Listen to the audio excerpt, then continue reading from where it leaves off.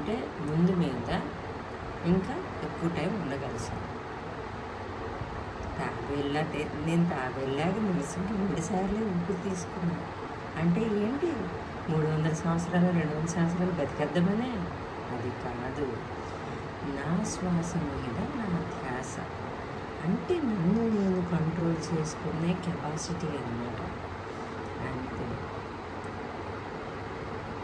ఏంటి ఈ క్షణం ముందు కాదు, రేపు ఏమవుతామో నాకు తెలియదు. కానీ ఉన్నంత టైంలో ఎవరిని ఇబ్బంది పెట్టకుండా అందరినీ సంతోషంగా ఉంచి మనో సంతోషంగా ఉండి వెళ్ళిపోదామని నా కోరిక. ఈరోజు చిలుకలు కావాల్సి స్టార్టింగ్ నాకైతే వచ్చింది.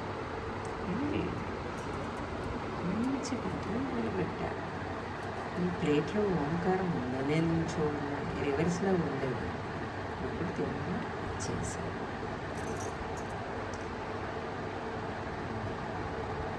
అంటే శ్వాస మీద ధ్యాస అంటే మన జీవితం పట్ల మనము శ్రద్ధ చూపించడం కాదండి.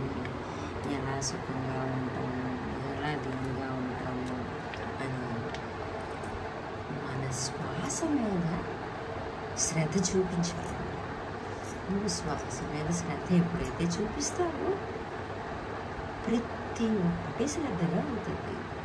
ప్రతి ఒక్క పూజకి ముందు బాబా భజల్లాని, సిద్ధి బాబా భజల్లాని ఎందుకు ఓంకారాన్ని ధ్యానిస్తారు అంటే మన జీవితం పట్ల మనకి శ్రద్ధ ఎలా వస్తుంది అని.